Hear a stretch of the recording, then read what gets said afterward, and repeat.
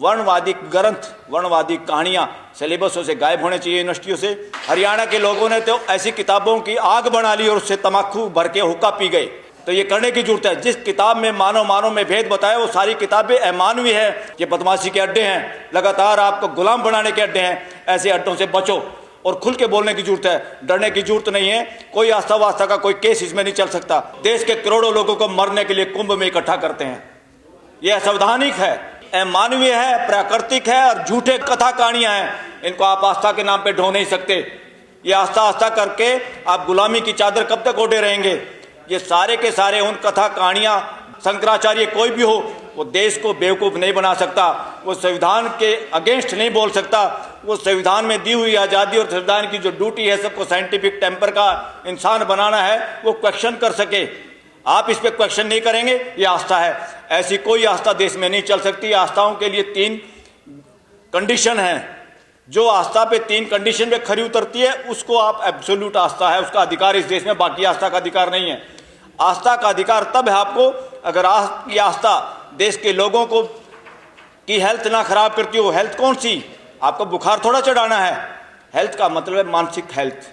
अगर आपको पंगु और नपुंसक बनाती है, मानसिक गुलाम बनाती है, आप बोलने से डरते हैं, आप एक्शन नहीं कर सकते, आपको डर लगता है, असंवैधानिक है। जो आस्था आपको ये कहती है कि यहाँ एक बूंद पड़ी थी अमृत की, साथियों कितना असंवैधानिक है, प्राकृतिक है, यूनिवर्स के खिलाफ है ये बातें कि सुर और असुरों की लड़ाई हुई। कौन असुर हैं? धरती पे कोई असुर नहीं है। सारे के सारे 800 करोड़ लोग एक जैसे हैं, सबका सॉफ्टवेयर एक जैसा है। ये कौन नॉनसेंस बात फैला रहा आज तक? असुर और सुरों की लड़ाई हुई और उसमें कोई जीत गया और झगड़ा हुआ, 4 बूंद गिर गई और उस बूंद का पानी जहां गिरा बाकी धरती का क्या हुआ भाई?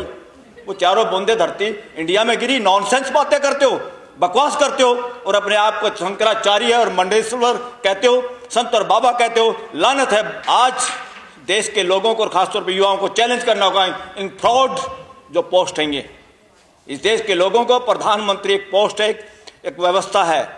प्रधानमंत्री किसी के बाप की और खैरात की पद का नाम नहीं है। प्रधानमंत्री ऑफिस एक व्यवस्था है और उस व्यवस्था पे कई बार गिरे हुए चरित्र के लोग भी जा ही सकते हैं। बहुत सारे ऐसे लोग झूठे एफिडेविट देकर एमएलए एमपी बन ही चुके हैं इस देश के अंदर। तो सीएम, पीएम या डीएम, एसपी ये किसी के बापों की जागीर नहीं है, व्यवस्था के अंग हैं। ये ऑफिस है व्यवस्था के। उन ऑफिस को डेमोक्रेसी के तरीके से व्यवस्था को और सुदृढ़ बनाने के लिए, मानवीय व्यवस्था बनाने के चलाने के लिए ये चीज़ें हैं। और इनमें जो टांग अड़ाते हैं, आप लोग सोच रहे तो ये डीसी बन गया, ये एसपी है, ये सीएम है, पीएम है, और कैसे भिखारियों की तरफ चारों तरफ मंडराते रहते हो। आपकी व्यवस्था आपने खड़ी की है और आप ऐसे भूख, और ये इस देश के अलावा बाकी देशों में कमजोर हो गई है। दुनिया के गिरजाघर खाली पड़े, नीलाम हो रहे हैं और हमारे यहाँ मंदिर पे मंदिर बने जा रहे हैं, मस्जिदें बनी जा रही हैं, झगड़े हो रहे हैं।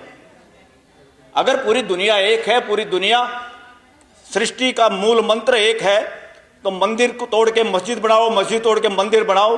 ये क्या ड्रामेबाजी है? कौन है ये लोग? ये सौदागर हैं, व्यापारी लोग हैं, धंधा चला रहे हैं, कोई भी है। और साथियों इस देश में वर्णवादियों के लिए शासन व्यवस्था चल रही है, लोकतंत्र नहीं चल रहा देश के अंदर। और आप लोग क्या किससे मांगते रहते हो? इतना नपुंसक बना दिया आप लोगों को और हमारे को कि हम सोचते हैं जो कुछ कर रहा है भगवान कर रहा है। दिस इज नॉनसेंस साथियों, अनसाइंटिफिक है। अस्तित्व में कोई ऐसी पावर नहीं है जो लोगों के साथ भेदभाव करती है। जो भी भेदभाव है मानव करता है, मानव द्वारा होता है, मानव के लिए करता है। अस्तित्व में कोई ऐसी शक्ति नहीं है जो आपको दे देगा घर बैठे बैठे। आदमी को छोड़ के किसी को इन चक्रों में पड़ने की जरूरत नहीं है। आदमी ही है जिसको समझ के करना होता, बाकी किसी को ना गॉड ढूंढने की जरूरत, ना मंदिर मस्जिद जाने की जरूरत है। ये हमारी व्यवस्था है और हमें भाईचारा बढ़ाने के लिए, और देश के संविधान का एक ही मूल मंत्र है, आपका कानून, आपकी व्यवस्था, आपकी रिजर्वेशन पॉलिसी, आपका कुछ भी अगर उससे भाईचारा, बंधुत्व अगर नहीं बढ़ता, तो यही एक मूल मंत्र आम आदमी पहचान सकता है कि देश में डेमोक्रेसी है कि नहीं है, शासन चल रहा है। भाईचारा कम हो रहा है तो शासन चल रहा है। राजा बदमाशी कर सकता है, किसी एक के साथ प्यार और दूसरे के साथ दुलार अपनी सत्ता बढ़ाने के लिए। घर का बाप, घर का दादा अपने बच्चों के साथ, माँ बाप अपने बच्चों के साथ भेद कर ही नहीं सकता। वो व्यवस्था होती है, ये शासन व्यवस्था नहीं है। ये तानाशाही चल रही है देश के अंदर। वर्णवादी ग्रंथ, वर्णवादी कहानियां सिलेबसों से गायब होने चाहिए यूनिवर्सिटियों से। हरियाणा के लोगों ने तो ऐसी किताबों की आग बना ली और उससे तमाकू भर के हुक्का पी गए।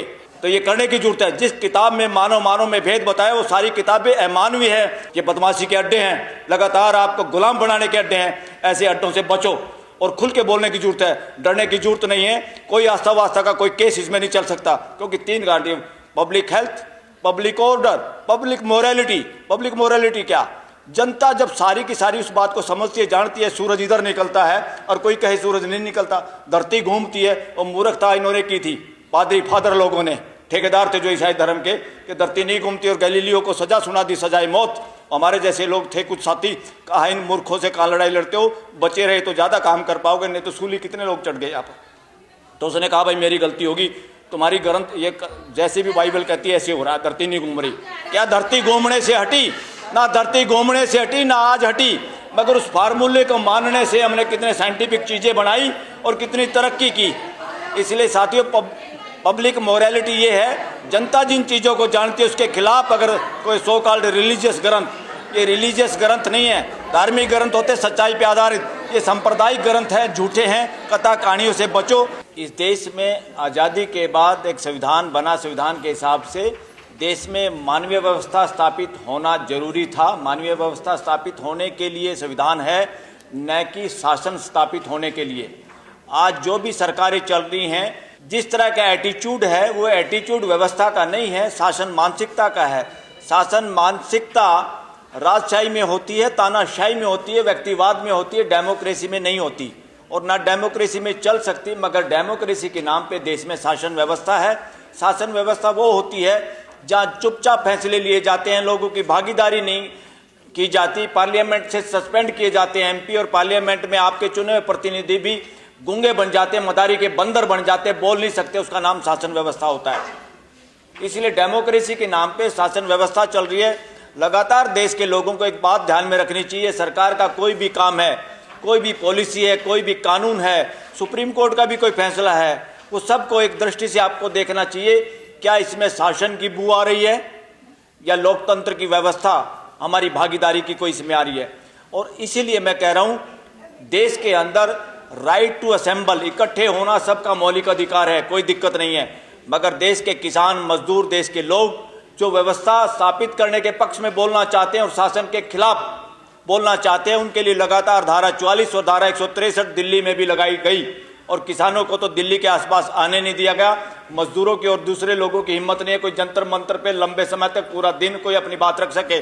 और उसमें क्या है, परमिशन की जरूरत है। कौन है परमिशन देने वाले बदमाश? जिनका नाम एग्जीक्यूटिव मैजिस्ट्रेट है हमारे कानून में। वो अंग्रेजों ने बनाया था। क्यों बनाया था वो कानून? ताकि जब भी कोई बोलना शुरू करे, अपने गुलाम बंदर से उनको नकेल कसवा दी जाए और लोगों को बोलने नहीं दिया जाए, लोगों को इकट्ठे ना होने दिया जाए। ये कानून असंवैधानिक, उस संविधान के लोगों ने भी आज तक किसी ने ध्यान ही नहीं दिया, और धारा 44 से आज 163 के रूप में उसी को आज बरकरार है। ये शासन का षड्यंत्र है, ये डेमोक्रेसी के खिलाफ है। फ्यूचर में ये खत्म होनी होगी।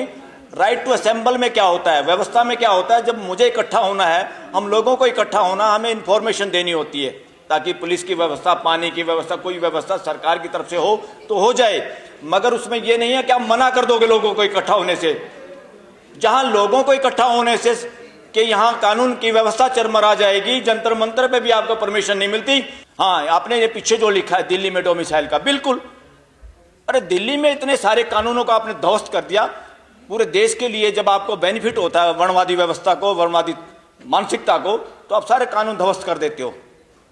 दिल्ली है आपके, हमारा ग्लोबल एक तरह से इंडिया का विलेज है, एक स्टेट ऐसा, यहाँ वो सारे के सारे धराशायी के पूरे देश के लोग, ओबीसी, एससी, एसटीओ की तो रिजर्वेशन ही नहीं यहाँ पर, जबकि एसटी बहुत सारे लोग रहते हैं यहाँ पे। अब उनकी रूटें वहाँ से कट गई हैं, यहाँ नौकरी करने के चक्कर में आए थे, यहाँ बस गए, तो उनकी जो भी हक बनता है एज पर कॉन्स्टिट्यूशन वो मिलना चाहिए। ये डोमिसाइल की नॉनसेंस जो सिचुएशन अभी चल रही है दिल्ली में, ये तुरंत खत्म होनी चाहिए साथियों।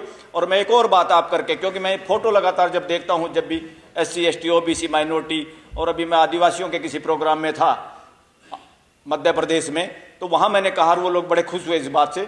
मैंने कहा बात सुनो, नॉर्थ इंडिया का अगर सबसे बड़ा इसके खिलाफ लड़ने वाला आदमी जो वर्णवादी व्यवस्था के खिलाफ, वो था छोटू राम, जो कंबाइंड पंजाब में एक मंत्री था। वो सीएम हो सकता था, मगर जानबूझ के उन्होंने ये, क्योंकि बहुसंख्या में मुसलमान लोग ज़्यादा थे, वो उनको खुद बनाना चाहते थे सीएम, मगर फिर भी उसके बावजूद मुसलमान सीएम थे। और उसके सीएम होते हुए गांधी और जवाहरलाल नेहरू को भी सिफारिश करनी पड़ी थी। किसने? जो पाकिस्तान का बंटवारा चाहता था। जिन्ना पंजाब में नहीं घुस सका, उसको घुसने नहीं दिया, वो समाज को तोड़ नहीं पाया। हिंदू मुसलमान सिख ईसाई किसी को नहीं तोड़ पाया। सारा मजदूर, सारा किसान एक ही उसमें था। क्यों? क्योंकि सब सामने वाला अगर परिवार के मुखिया या परिवार के कुछ लोग ऐसे हों जो पूरे परिवार को बांध के रख सकते हैं, वही है व्यवस्था, मानवीय व्यवस्था। और उसको भी अब लोगों में ये मत बना है, क्योंकि उनका शरीर नीला पड़ा हुआ था। जो उनके पास रहते थे, एक सरदार जी जो अब इंग्लैंड में बसते हैं, उनके फादर थे, उनके पास एम्प्लॉय थे। उन्होंने बताया था, बोले उस वक्त ना कम्युनिकेशन थे ना कुछ था। मेरे बाप ने बताया था कि छोटू राम का शरीर नीला पड़ा हुआ था, वो मरा नहीं था, जहर दे के मारा गया था। इसीलिए डिवीजन के लिए क्या क्या नहीं हुआ इस देश के अंदर। और सबसे ज़्यादा इस वर्णवादी व्यवस्था का, जब तक ये जो लोग थे ना, Hindu Mahasabha so called, 2-3 seat पूरे कंबाइंड पंजाब, जिसमें पाकिस्तान का पंजाब, इंडिया का पंजाब, हिमाचल प्रदेश, राजस्थान का भी हिस्सा, आज का हरियाणा, आपकी दिल्ली और कुछ पश्चिमी यूपी का भी ये सब कंबाइंड पंजाब का हिस्सा था। इतना बड़ा एक देश था एक तरह से, और उसके अंदर डिवीजन के लिए कोई आदमी मानसिक तौर से तैयार नहीं था साथियों। इसलिए मैं फ्यूचर में चाहता हूं, और उसकी वजह से उन्होंने जितने टिल्ट खेती करने वाले लोग थे, सबसे ज़्यादा देश में शेड्यूल कास्ट के लोगों के पास अगर ज़मीन है, खेती करने वाले जमींदार हैं, तो वो J&K में है, जो उन्हीं के बनाए हुए कानून के आधार पर, उस कानून की वजह से उनको भी ज़मीन वहाँ मिली थी। आप लोगों को इस बात का आइडिया होना चाहिए। और उसका बेनिफिट वर्णवादियों को भी मिला, ब्राह्मणों को भी मिला, बनियों को मिला। जो टिल्ट करता था, खेती करता था, उन सबको मालिकाना हक मिला था, only due to Chhotu Ram. तो छोटू राम जैसा वो भी एक ओबीसी का चेहरा है इस देश के अंदर, और उस ओबीसी का जो माइनॉरिटी के साथ हैं, जो डिविजिव फोर्सों के खिलाफ लड़े, और उस फोर्स के खिलाफ लड़ते लड़ते जिनकी शहादत हुई, और समाज को पता ही नहीं था कि जहर दे के मारा गया है। आज जब उसके सबूत सामने आ रहे हैं, तो ये स्टोरी इस देश की है। देश में आदमी की पहचान नहीं हुई।